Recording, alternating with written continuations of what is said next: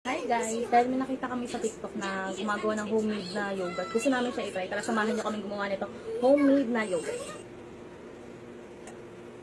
Gusto natin yung kalan tapos low heat lang. May nakita namin sa TikTok, ito yung gamit na gatas. Fresh milk. Tapos dapat daw may UHT. Tapos bumili na rin kami na itong yogurt kasi ito din yung ginagamit ko. Pang starter dun sa yogurt na gagawin natin. Uubusin ko na to kasi tingnan naman yung paggagamitan.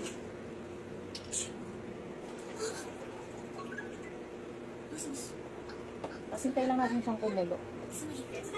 Make sure guys na naka-low heat lang siya. Huwag niya i-high heat. Kasi masaing naka-high heat siya, baka magbuo-buo yung gatas. Haluin na ng haluin. Tapos based na sa napanood kayo nga, maghihintay na tayo ng 15 minutes. Or kaya naman makakita ka ng maliliit na bubbles sa gilid.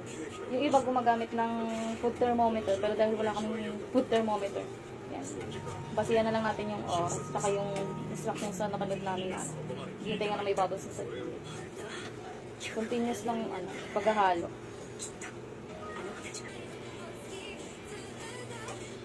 Pag may gusto pa kayong ipatry na ipaluto dyan, pwede, comment nyo lang.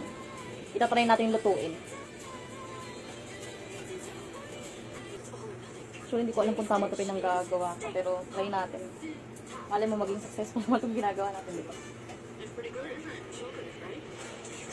So, naging successful to. Dito natin kailangan bumili ng yogurt sa grocery.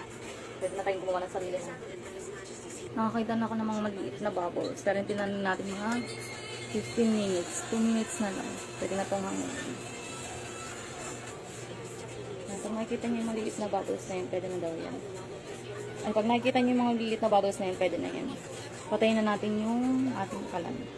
Para makabuo tayo ng yogurt, kuha tayo ng konting gatas sa pinakuluan natin para makagawa tayo ng pinaka-starter ng yogurt.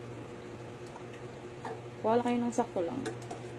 Tapos, yan. Hintayin din natin siyang lumamig. Papalamigin natin siya bago natin lagay yung yogurt. Yan, pwede na to. Okay na to. Kinuha natin yun. Hindi kami kinuha tayong gatas. Palamigin lang natin ito. Pwede siyang i-water bath, pati itong bigger bath. Pero kahit wala tayong yelo, ito na lang gamitin natin para lumamig siya.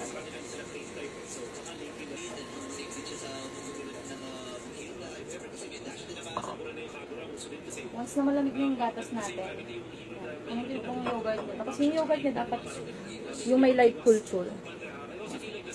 Kuha lang tayo ng 4 na scoop. Yung iba, isa lang yung nilalagay. Pero try natin na 4. Ito yung makakatulong dun sa makakatulong. Ito yung magiging starter natin para sa yogurt. Para maging yogurt yung pinakota natin gatas. Ano daw? Patay na 4 na kasama. Lagay nyo dun sa pinakota na yung sinuwa natin gatas. Sinalapit natin.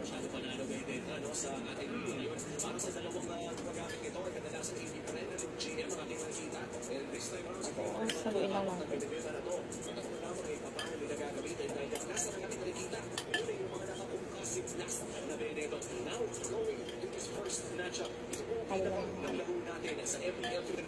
Balikan na lang natin ito pag ilang. Dahil malamig na itong ginger batch natin, transfer lang natin yung nilagyan natin ng yogurt. Halo-halo siya. Halo natin yung starter natin. Ibalot lang natin sa makapal na tela. Wala kasi kami ibang makapal na tela. Ito naman yung jacket ang gawa ko yung gamit lang.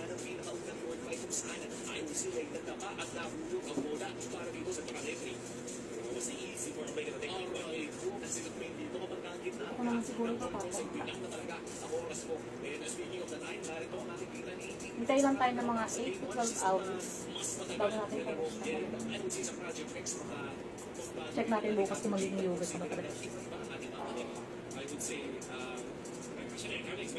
Wala natin yung dyan. Tapos, balikan natin na 8 to 12 hours. Bye!